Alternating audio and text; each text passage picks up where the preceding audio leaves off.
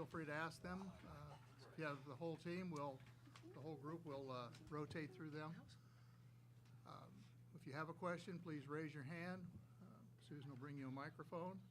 And if you are on Zoom, someplace on your screen, depending on your platform, you'll have an option to raise your hand. If you would do that, we'll call on you as time permits. Okay, and we'll open with questions for the players. Yeah, Cameron with the Courier Journal. 2 questions. One for you, Emily, just over here. There you go. Sweet 16, first time, past the first weekend for you. What's that mean to you? And Kiana and Haley, is there anything Emily does at this point that is surprising? Like, she seems to always make some kind of eye-opening play, but it's become kind of normal, I feel like, at times. Yeah, I'm really excited to go to Sweet 16. It's going to be a lot of fun, and I think we really deserve to be there. I think we just need to stay collected and, be consistent, and we'll see ourselves at a Final Four real soon. Yeah, I mean, for me, Emily amazes me every day. I think her basketball IQ and her, knack for the game is just ridiculous, so it's fun to play with her. I'm glad we have her on our team now. Yeah, it surprises me when she shoots a regular layup because she always does extra stuff and has to spin and make everyone look bad and score. She makes me a little nervous, but that's what makes her so much fun to watch, and she truly is a ticket seller. So. Right here, Haley, in that third quarter, I think you dropped 8 straight points and really got going. How would you describe that quarter for you? What had you going offensively? Yeah, the way that their scout or their defensive scheme, they made it pretty hard for me to get looks and get touches on the ball in the first half. And Kiana and M and O scored in the first half for us. They took their opportunities, and so in the second half, they kind of switched the focus to Key and made it harder for her. So I had more space, and I took advantage of it. And the players that had the opportunity took it this game, and it worked in our favor. Haley, after one of your 3-pointers in the second half, you did a little pirouette as if to punctuate the shot. You're a fairly expressive player on the floor, but was this a little more emotional than normal? Yeah, I mean, I'm not much of a dancer, so I'm not sure I did a pirouette, but, I'm very passionate about basketball, and I really love to play. And this is the tournament that you live for, I care about my teammates a lot, and so I want to win.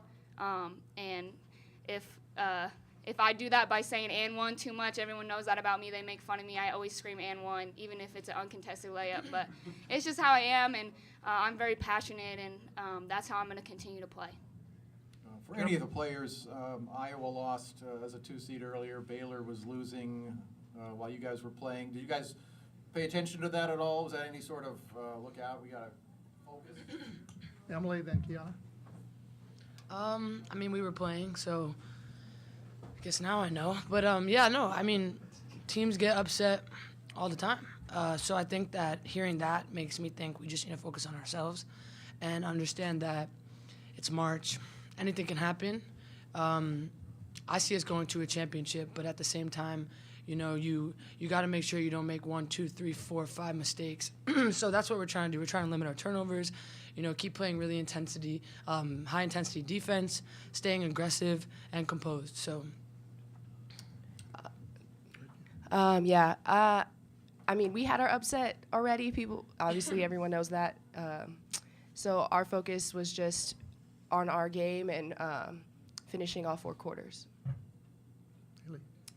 Yeah, I think I said it the first day, but we're focused on us, and obviously we know about those games now. But you can't look at what other people are doing and get ahead of yourself and think of the next game, because everyone's playing to win. Gonzaga played to win today, so if we would have overlooked them, we probably would be in the same place as Iowa right now. We're focusing on us, and after the game, we'll look at our next opponent, but we're taking it one game at a time. Jim? 2 questions for Emily. First, you made a foul late in the game that seemed to upset you, and then you made a spin move layup. Jeff Walls talked to you during a timeout at some length. Can you share any of that with us? And then the second question is, Haley has a lot of fun at your expense. I wonder if you'd like to retaliate. Take a shot, baby.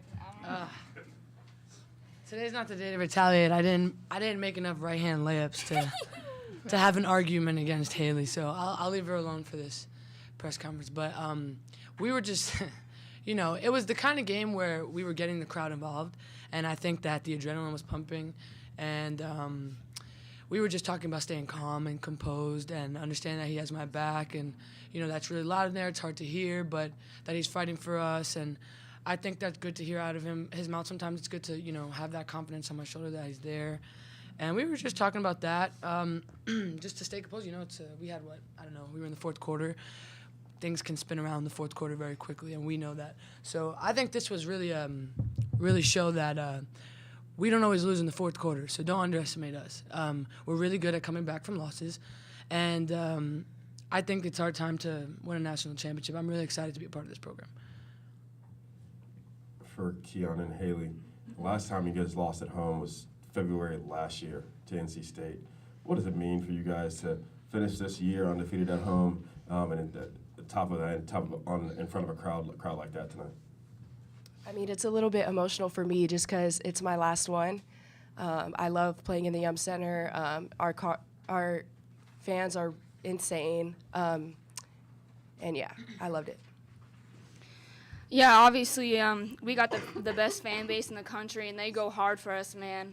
Sometimes they get us out of slumps. They cheer so loud that we feel like we're doing well when we just went 0 for 5 from the field. So they're amazing, and I can't wait to play in front of them next year again. But we owe them a good fight in this tournament for how much they do for us. So we're going to play for them. Emily, Tim kind of mentioned that layup you had on the break. I think you called it off one bounce and went into a spin move. 100% travel. No questions asked. I think he They thought I didn't was call still it. in the air, Yeah. but in no form did I jump. I don't even know how I made it. Did you plan on doing that? Or I would tell myself to put the ball on the floor and then spin, but it just happened so fast. I don't know.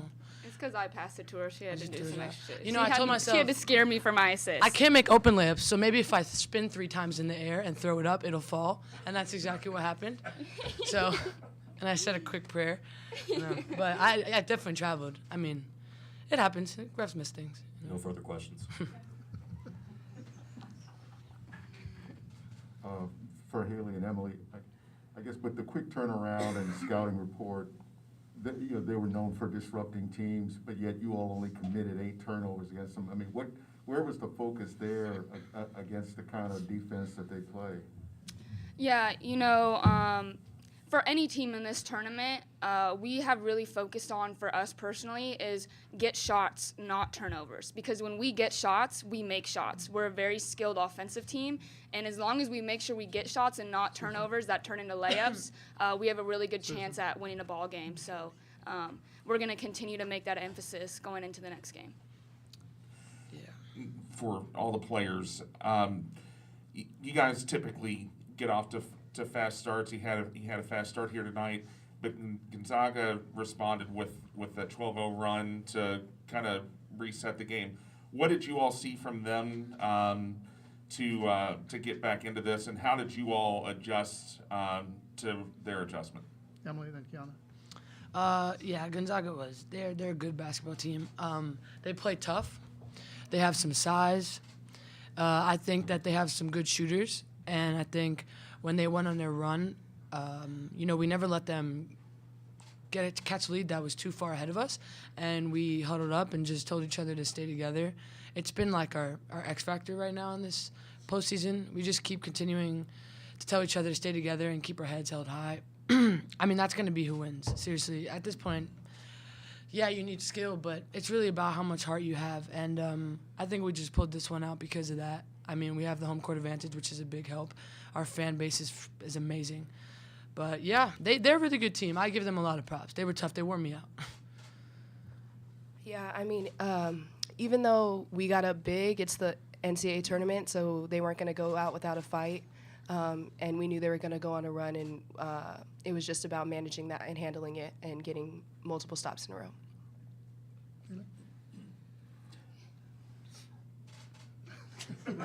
Okay. we have time. Haley. One more, Jody. Haley, we've talked to you before about the big game and the big moment. Can you explain what it is or what gets into your mind when you're in that situation like you were there in the third quarter, and it kind of looks like it's in your eyes and you're just kind of focused?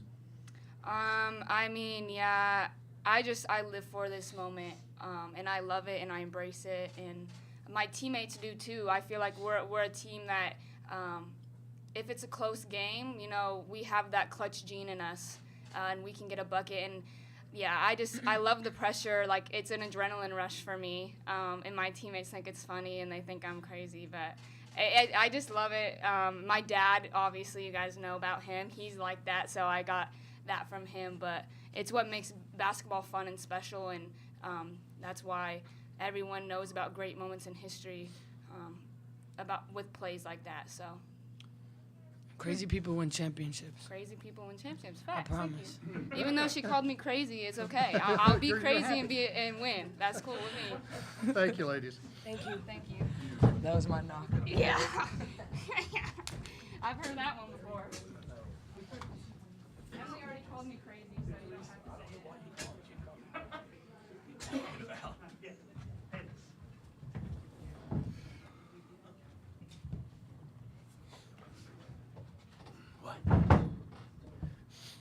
Okay, we'll begin with a statement from Coach. All right. First, just want to say congratulations to Lisa, Gonzaga, their entire program. What a first-class group. You know, it's something we've tried to do here ever since we've hosted, is try to get the three other staffs together on that Thursday night before the game started on Friday, and it was great because all three staffs we all got together for a soda, and you know, it's nice when you can sit down and still get to know each other. I was fortunate to work with Lisa before out at USA Basketball, but Colleen from Albany, I did not know. Amy, of course, was at Nebraska, and I think it's important for our game. And it was really a great night. And then to be able to come out here and compete against them, it's just they're a wonderful program. She's done an amazing job. Great players. They play hard. They have a plan. You can tell. And was just really impressed. I knew coming into the night that it was going to be a tough game, and it's exactly what I thought it was going to be. You know, the way we started, it looked good, but I knew that wasn't going to be the case. You know, we have to learn to just try to keep hitting singles instead of trying to hit home runs and triples sometimes. You know, we got it up to 14-0, and then we started to take some shots that, you know, if they go in, it's the haymaker. But unfortunately, when they don't, now you let them claw back into it, and that's exactly what took place. But just really proud of how we came out in the third quarter and then competed in the fourth as well. Okay, thank you, Coach. We'll open for questions. Jeff Dominic Gates, WLKY. Going back to that start, though, how important was it to, I guess, set the tone and play that you all wanted to play? Because with March Madness, you know, there's been a lot of upsets that have happened. How important was it for you all to at least establish the way that you wanted to play? Well, it was really important for us. You know, we turned them over and scored off their turnovers. And to be honest, you know, we end up with 23 points off their turnovers. But the problem is we turned them over 18 times. You've got to try to, you know, at least 3/4 of the times that when you turn somebody over, you got to convert those into points. I would have liked to have seen us with about 28 points, but we missed some transition layups and some shots that we normally make. But overall, the start was outstanding. Our intensity was great. Our crowd was amazing. I mean, the crowd was absolutely amazing, and I appreciate all of them. Steve Bittenbender, Associated Press. Jeff, Kaylee was 4 of 6 for Gonzaga in the first half. She goes 1 of 5 there in the second half. What adjustments did you look to make to keep her off balance? Because she really kind of helped trigger that run to get them back in the game in the first half. Oh, she did. She's a really good player. I think part of it was we wore her down some. You know, as the game went on with the pressure that we were able to continue to throw at them, I think it wore them down some. But, then we made a few adjustments of making sure that we didn't lose her. We tried to back off of her at times and not get hit on that little screen they ran, the rub play, and just try to make sure we stay between her and the basket and make her shoot over us. But I thought we did a great job just handling the physicality of the game. I love the way the game was officiated. I say it every year. I wish we officiated the entire year like this. It just allows them to play, and you allow all these young women spend time in the weight room, so it's okay to let them fight for a loose ball for a second. And I thought they did that tonight. Instead of just calling a quick jump ball, they allowed them to play. They allowed them to box out. They allowed them to play a game, but then at the same time they called the obvious fouls. So I thought it was a very, very well officiated game. You didn't see a ton of tic-tac fouls. It had no impact on the flow of the game. It had no impact on the game, and they did an outstanding job. And that's what you're trying to find every single night. And I thought our kids handled it well. I thought their kids handled it well as well.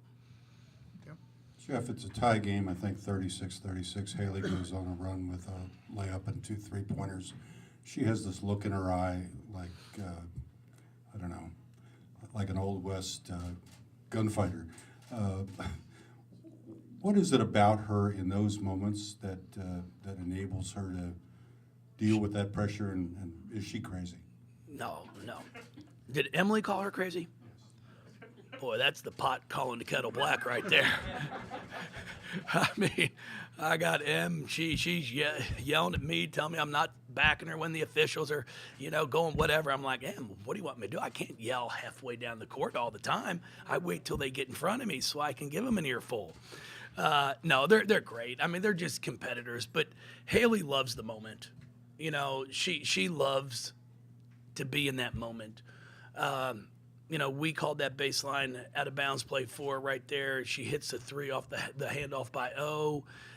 We get it reversed. She hits a 3. I told him our problem in the first half was we took way too many threes, too many quick threes.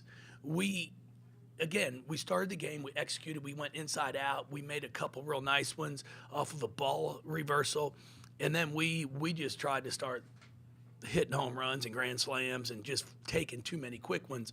And then when we settled down, we started to drive the ball. We got some and ones, but Haley just loves the moment. I mean, I was proud of all of them. We have 13 assists and only eight turnovers on the night. And if we can continue to do that, then we're going to have a chance to continue to advance. Because as I've said all along, if we're going to lose a game, I want to just be able to walk into this press room and say we missed shots.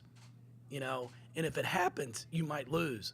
But I don't want it to be because we allowed someone to go off for 30 driving left when we know that's all they do. And I thought tonight we did a really good job defensively. We held them to 4 of 20 from the 3-point line. We did put them at the free throw line too much. And then, we gave them too many offensive boards there. And that's kind of when they made their run, is when they were getting second chance opportunities. Hey, Jeff, that spinning layup Emily hit on the break off one bounce, one, she confessed that she thought it was a travel. I don't know how you feel about that. But number 2, have you ever seen someone pull something like that on a break? Well, I told her at the timeout that that's going to be her station at camp. So she can teach all those kids exactly how to do that, because I've never seen that. But she's done that a few times and made some shots that you just don't expect to go in. But she's so long, and she's got good control of the basketball with her left or right hand. So yeah, I mean, I'm not sure if it was a walk, and it was so unorthodox. I don't know if the official could tell it was a walk or not. I'll go back and watch it, but it was a big time play for us. Jeff, you all talk a lot about the scouting report and trying to adhere to that. What about the scouting report, or what about the game from the scouting report was better than what you expected? I don't think we did any. Well, we did defend the 3-point line extremely well, A few times we had some screw ups. We gave a 3 up, but to allow them to go only 4 for 20 was a big thing for us. Because we knew that's where they score the ball from, especially the big 3. Sierra Walker goes 2 for 7. Kaylin goes 2 for 7, or 0 for 3. Kaylee goes 0 for 3, and Kaylin goes 2 for 7. So we held their shooters and really did a good job of contesting shots. Jeff, you've probably been asked about Emily already, but this is her first trip to the second weekend. I mean, she's had an incredible 2 days. Just, I don't know if you can put into words just the things she does on the floor and the way she seems to almost will you guys to runs at times. No, you can't. The kid plays hard. I mean, that's what it is. It's the one thing I'll always say about her. She goes 3 for 13 from the field. It's not like she lit it up shooting the basketball, but what she does everything else. She starts the game. We start the game because she gets an O board, 2 of them. I think she got one, she missed it, she got her own, and then finished it. She just competes. It's really amazing. She's got an unbelievable instinct for the basketball. Like the one steal she almost gets and she knocks it out of bounds opposite the scores table. I just looked at Beth and our staff and I just shake my head because it's nothing you practice. It's just an instinct, because if she doesn't get it, her kid's wide open for a layup, but she's able to understand the person they're throwing the ball to has her back to her. So even if she catches it, she's probably not going to see her. And Emma's come up with, countless numbers of those steals. And she's so long. She anticipates well. They try to throw a few high-low passes that she stole herself. And, she is definitely an asset. I mean, when you can go 3 for 13 and you all are talking about the performance she had, I think it speaks volumes for how she plays throughout the entire game. Again, 5 steals, 3 assists, and 1 turnover, 2 blocks. She goes 6 of 7 at the free throw line and gets a double-double. That's pretty impressive. And Jeff, I think there were 6 double-digit seeds that won in the first round. Couple won today as well. How important is that, or how does that help the game? And does women's basketball need a team like an 85 Villanova or a St. Peter's or someone or Loyola Chicago to really kind of help grow the sport? Well, I think the 13 Louisville Cardinals team helped also. I mean, I'll throw it out there. I mean, our win over Baylor in the Sweet 16, we were a 27-point underdog for any of those that are interested. And then to go on and beat a Tennessee team, which that's just tell you a little background story on that so you can thoroughly enjoy it. Like, we shared a hotel. First time, I've been in the NCAA tournament many times, been fortunate enough to move on to the Sweet 16, have never in my life shared a hotel with a team. And we shared a hotel with Tennessee that year. That's how much faith I think they had in us that we would beat Baylor. And now all of a sudden you got 2 teams playing in the Elite 8 that we were breaking bread together each morning at breakfast. It was crazy. And our, of course it's great for the game. I mean, but this isn't easy. Everybody thinks this is easy. I don't care. The parity in our game is gotten better, and it's going to continue to get better. There are several men's games that are blowouts in the first round, but nobody talks about it. It's like, but if it's a women's game, it's like, oh my, there's no parity in the game. Look at that. It's terrible. I've seen plenty of those on the men's side. I laugh at things because I have watched men's games where it's 10-8 under 10 minutes to go in the first half. But see, the problem is they only play halves. So it's a big deal when a women's game is like 6-4 at the end of the first quarter. But nobody says a damn word if there's a men's game that's 10-8 with 10 minutes to go. Because they might get it to 28-22 at the half. So I tell you, if you go back and look at some of those games, you'll see that at the 10-minute mark, there wasn't much scoring in those either. But it's just kind of the way things work. And we're okay with it. We know the product that we put on the court. And, our game is going to continue to grow. There's a lot more schools now that are investing in women's basketball, putting the resources into it. And when you do that, you see results. And it's fun. It's exciting. I mean, just all of them. I mean, you've got Belmont playing tomorrow night. They have a huge win. I just saw that South Dakota won. And they're really well coached. I mean, I've got a ton of respect. Our coach at South Dakota, she coached at my alma mater for a few years up there in northern Kentucky and did a remarkable job.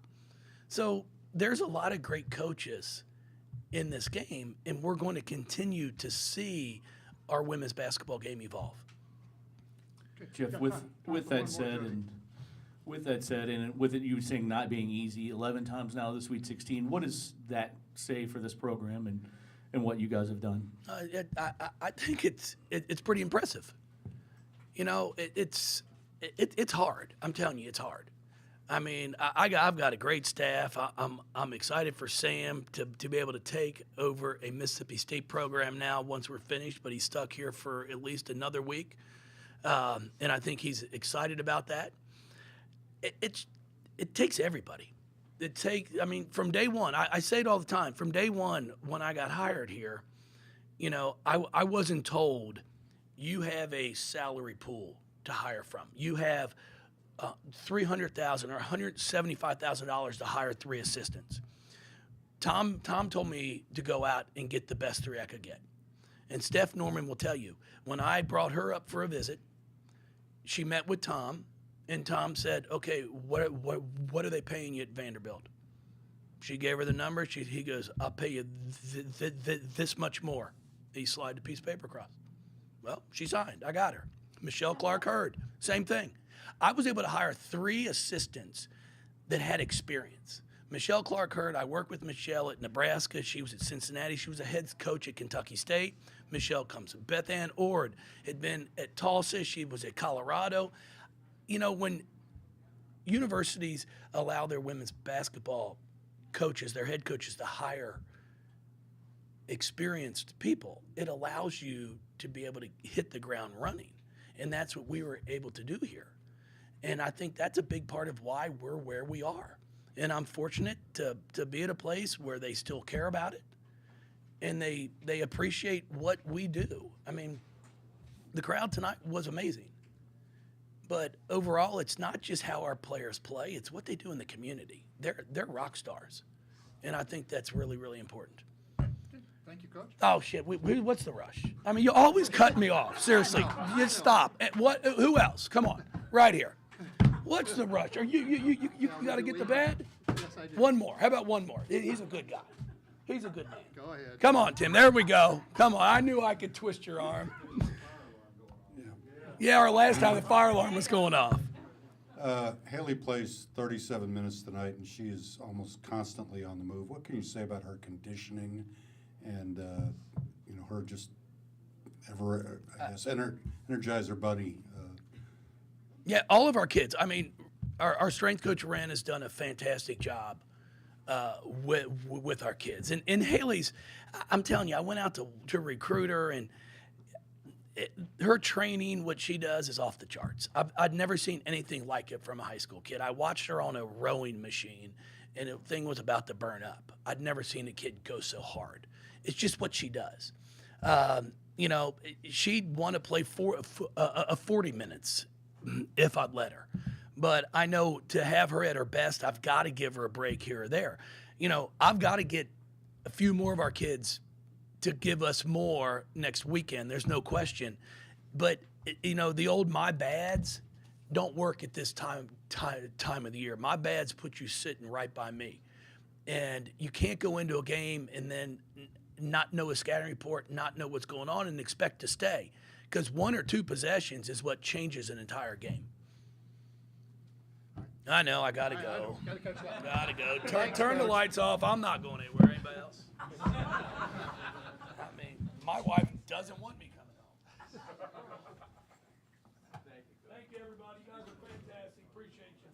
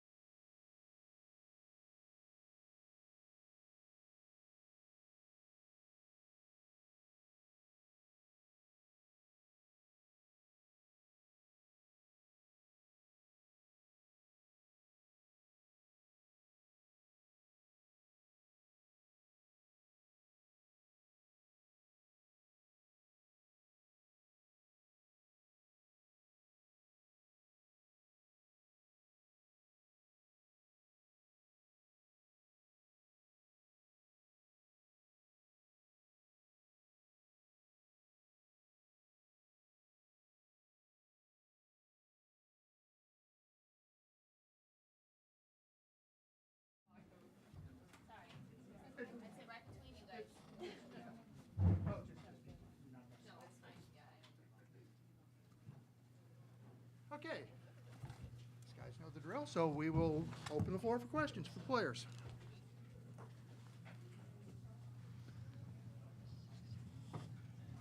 All right. For either player, talk about just how this felt. Obviously, a big hole at the beginning. You guys dug out of it, so you certainly didn't quit. Go ahead, let's start. Yeah, they took a first hard punch at us, but we recovered, and that's what I'm proud of with this team. We're just so relentless, and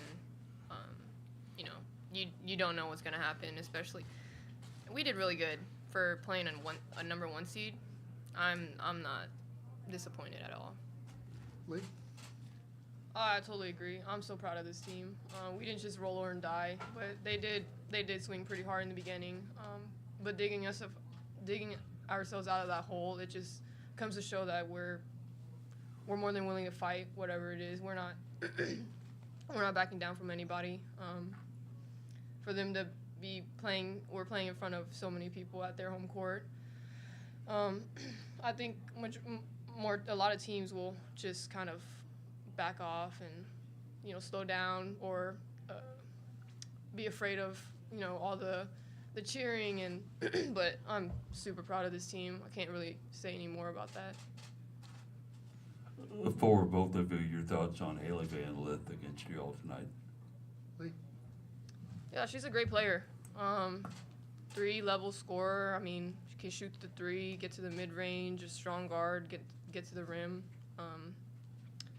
But yeah, I mean, she did a good job. She went off. Yeah, I thought we could have done a better job limiting her, but because she's such a good player, I mean, she did what she did. So. Steve Bittenbender, Associated Press.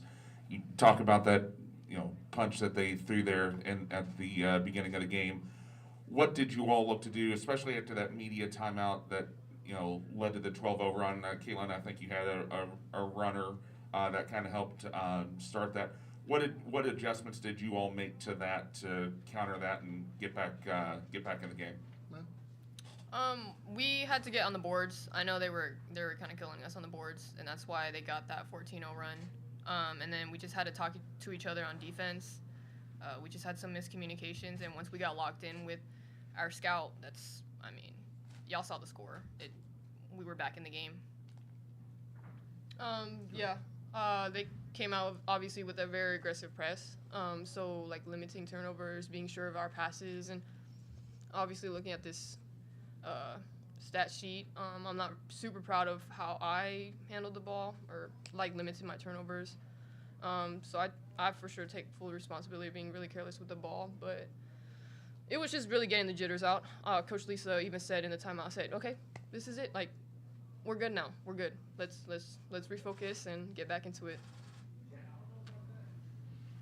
For both of you guys, the end of the season is never a good feeling, but when you think back on kind of the run you guys went on, the win in the semis, the win over BYU, the win over Nebraska, does looking back on that kind of stuff kind of soften the blow of the season ending here?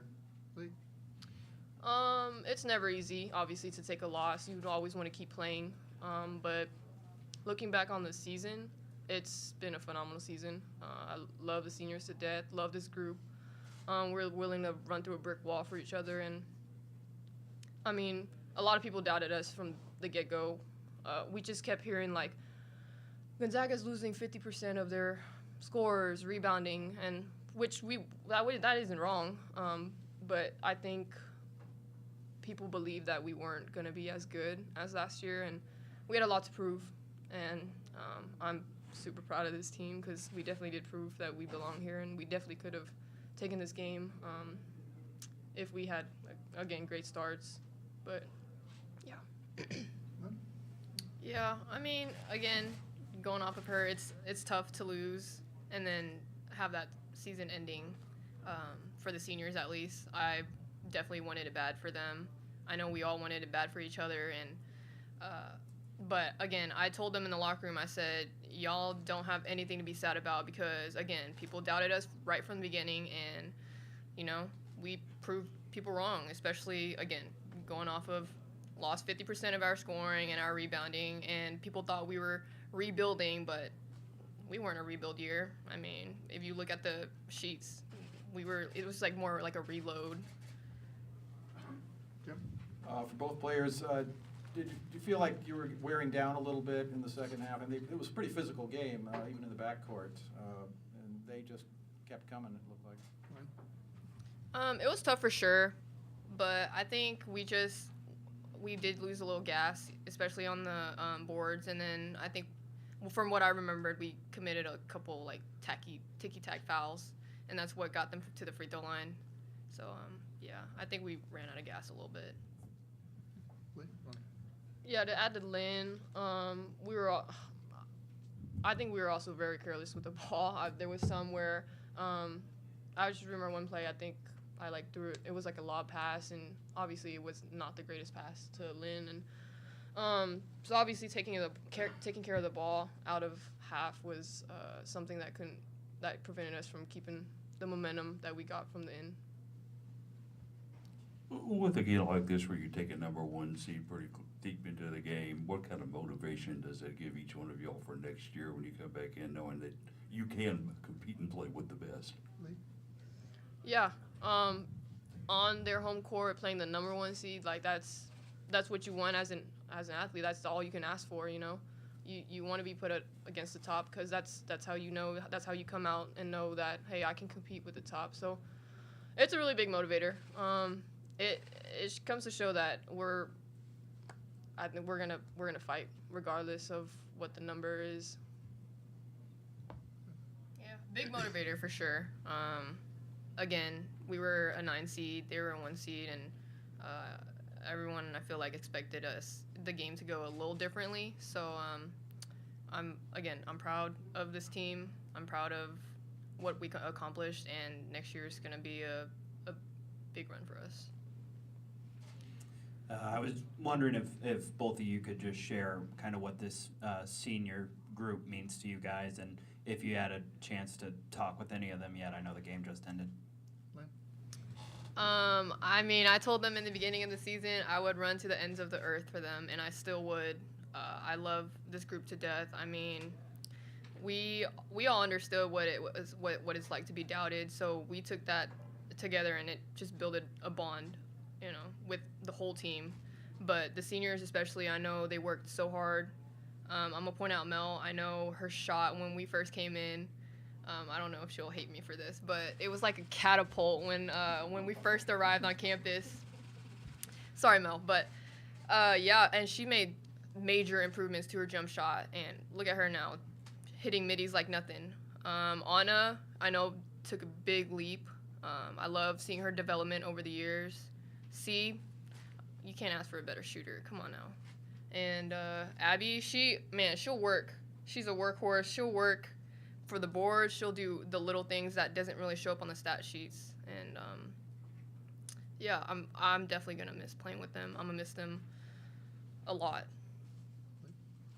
Yeah, our strength and conditioning coach, Coach Mike, always says this line: our destinies are wrapped up in each other. And all the seniors, they all have different stories, but to be in the same place and play on the same team, I will always be grateful. And it's nice to kind of sit back and see that they're all different, but their work ethic, each and every one of them, they're what's there more to say? They will put their foot down and work as hard. You can't ask for anything more from a great group of seniors. Good. Time for one more. There were several possessions in the first half, and I think even a couple in the second, where you all had to go deep into the shot clock before taking a shot. What was it about Louisville's defense that created that? Was it something that you all were able to see in the scout, or something different? So some plays are called from the sideline. A coach would want us to run at 10 seconds and stuff like that. So some of it's set up, but they did speed us up on some possessions. We knew that from the jump, but other than that, I feel like majority of the shots, especially in the first half, were rushed because we just couldn't get the flow just yet because they're super disruptive on defense. But yeah. Yeah, I think the fans had to play a part in it too, and definitely I'm taking responsibility for that. I remember I looked at Coach Lisa after we were on the far end in the first half, and I had a feeling that the shot clock was going down, but I was trying to call for a high, and it was just so loud that I couldn't really hear. And our team usually counts down for us, so that's on me, not knowing what the number on the shot clock was. Thank you, ladies. Thank you.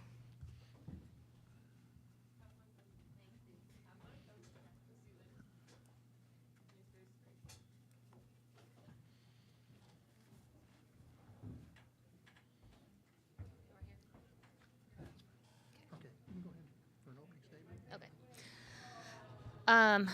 I love coaching our team, and I thought they really battled today. I think that's part of the reason why I love coaching them. They are just a bunch of fighters, and Louisville did a great job of starting both halves, and that just became too much for us to overcome. Unfortunately, I wish we would have, come back from 14-0 to be down 4, and then to get that one, tie the second, did a nice job, and then when we came out at halftime, again, we let their pressure get to us. I think, I'm trying to analyze the stats, but my brain is spinning, and I think a lot of the turnovers kind of came in those bunches, and that third quarter was the big difference in the game. We just too many turnovers, didn't shoot it all that well, and these guys are really good at accepting more than their share. I think it was a team situation, and their defense is really good. It's designed. Whoever asked the question, was there a reason why you guys were late in the shot clock? Yeah, because they're pressuring you in the backcourt and they pressure you in the full court. And so I think it was you, sir.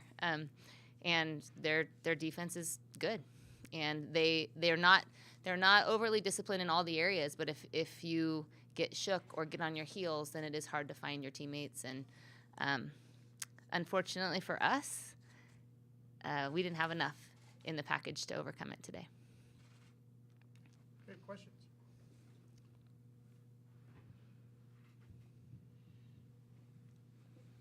Coach, just talk a little bit about what Kaylee and Kaylin have meant to this team this year and during their time here. Yeah, those guys have done a really nice job in transitioning from role players into impact players. And Lee started her freshman year due to injuries, and she started all year last year. But we had 3 seniors who had graduated, and another senior, Sierra, who ends up being a 6-year senior with the redshirt transfer and the COVID and all that stuff. So last year her role was different. She was more of a distributor. She is a great passer. And then Lenny came off the bench, which she did this year too. But when we graduated last year, we really changed the offense. We went to a lot more ball screens because those two are phenomenal in ball screens. They're great passers. They're good shooters. And they just are good at running the team. And so they've made a huge jump for us. And not only in output, but also in usage. The usage has gone way up for them. And so I think on the court, we feel very comfortable. We're lucky that, people say, how's it like with twins? Well, sometimes it's a negative to have 2 players who are the same position in the same class, just for recruiting purposes. But I don't think it's ever been a negative with those guys because they're so well-rounded. They can both shoot it. So really they're point guards, but they're all easily 2 guards. With Kaylee's improved defense, when she first came in, she wasn't all that interested. I don't think either of those guys had taken a charge until I started recruiting them and told them that I'd give them candy when they came to Gonzaga if they took charges.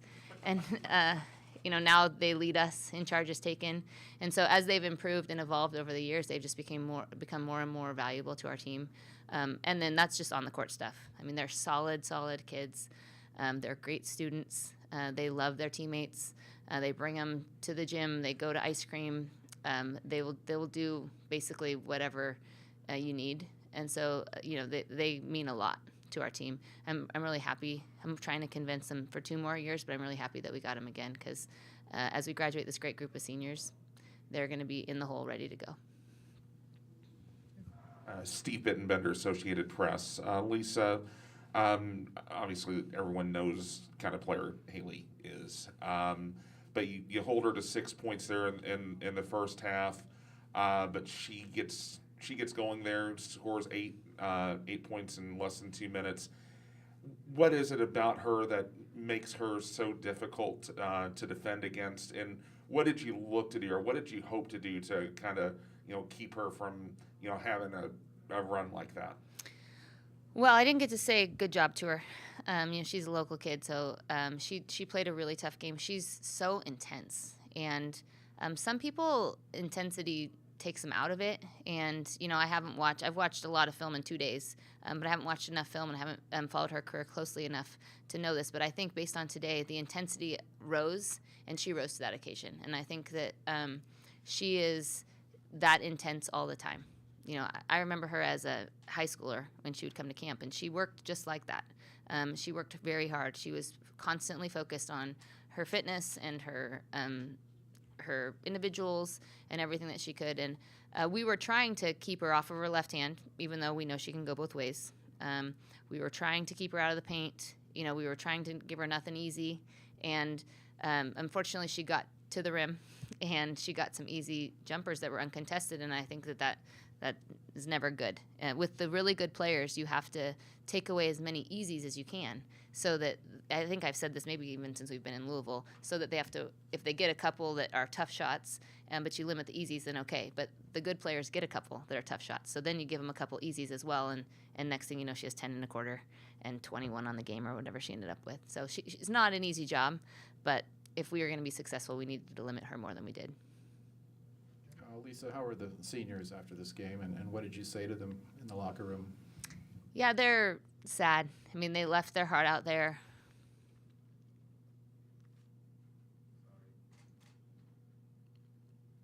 You know better, Jim. You're the local guy. You're not supposed to ask me about the seniors. I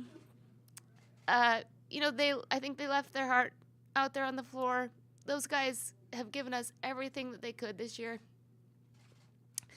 And there's been a lot of talk about just the different paths. 6th-year Sierra Walker, who transferred from Vanderbilt. 5th-year Abby O'Connor, who transferred from Loyola Chicago. 5th-year Anna Verjoge, who's from Romania and transferred from a D2 or NAIA school in Oregon. Melody Kempton, who's been with us, she's right down the road, and she committed to us long, long ago. And then Kylie, who never played a game for us in a uniform. And so the group is varied, but they really came together.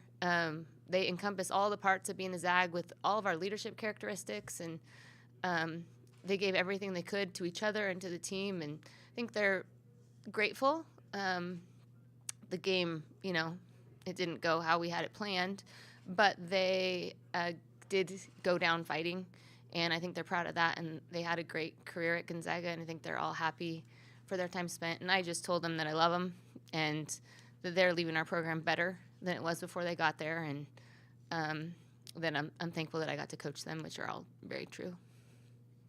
It's okay. Hey, other questions from the floor?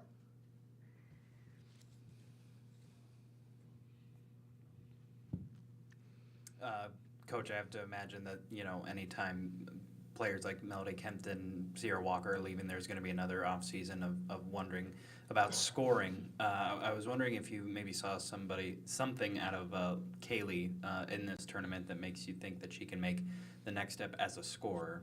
I know she's a talented all-around player. Yeah, I mean, she's going to have the ball in her hands, and I think that she or Lynn, they were vying. It's like they're back in the womb, trying to figure out who was the leading scorer on our team this year. I think they were toggling kind of back and forth, and then sometimes Mel would pop in there, and sometimes C would pop in there. So I think that she's aggressive and confident. I think the confidence is the big thing for those guys as they move into a new role, and every year it's a new role. So I think that Lee has a lot of potential for whatever that is. The thing is with our team is we don't need Lee to score 20. We just need her to score 1 or 2 more, and then Lynn to score 1 or 2 more, and then Bonnie to score 1 or 2 more, and then KK to play a few more minutes and score a few more. It's just kind of whatever you graduate just kind of shifts into everybody's role most of the time, not always. But I think that they're both going to come back better. I think that all of our players who are not graduating are going to come back better, and that's what we love the off season because it's the development time, and I think they're all ready for that. Okay. Any other questions? We have a Zoom question from Lindsay Schnell. Hi, Lise.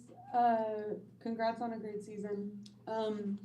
the girls mentioned, that the Louisville crowd was really loud at one point and hard to communicate with each other. And I just wondered, you've been on both sides of this because you've been at GU for so long. You were there when Courtney Vandersloot was playing, and you guys hosted as a double-digit seed, and then you've gone on the road as a double-digit seed. Do you think we're at the point in the women's tournament where we need to be playing on neutral floors for all rounds? And will it give us more upsets if we do that? Hi, Lindsay. I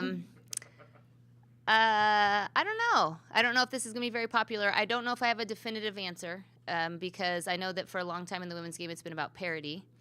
And as we've achieved parity, I don't know what the numbers say. I know there have been several upsets, both big and small, in this year's NCAA tournament in March Madness. I don't know. It would be easier to upset people when you weren't playing at their home floor. But at the same time, I don't know if we're at the point yet, and you can't tell until you try maybe, but I don't know if we're at the point yet where you would have a student-athlete experience like this in a neutral site. So I'm conflicted back and forth. I think the best part about it, I would rather play in a situation like this, and I mean, our team gave them what we had, than play in an empty arena. If it meant that we were going to win the game, then maybe I'd rather play in an empty arena. But I think it's something to look at. I think that really we're lucky at Gonzaga because our players play in front of a sold-out crowd all the time, but so many people don't, and the fan experience and the student-athlete experience is really important. So I hate playing on the road. I loved playing at home, but I'm not sure if we're there yet or not. So maybe if they try it out. I know that a lot of times you think you want one thing, or you do one thing, you think you want something else, and then you realize that the first thing wasn't so bad. So probably they should let teams bid for home sites again like they used to when we were at Gonzaga and we won several times as a lower seed. I think that's what I'm calling for right now. Thank you. Yeah. Okay, Brenda Green. Hi, Lisa. Apologies if I missed this over the craziness of the last few weeks, but I seem to recall you saying that you were trying to convince Melody to come back for one more year. Do you know what her status is going into next season, and if she is still considering maybe coming back? Well, I told her she had to leave the door open, and I haven't asked her in the last half hour or so. But I think she's engaged, and I think she's had a great career. Tournament MVP. I think she's definitely leaning towards moving on, and unless Coach Craig has some heroics up his sleeve or her mom can convince her, then I think she's probably leaving, but we haven't had that final conversation. Any questions from the floor? Coach, thank you very much. Thank you. Thank you.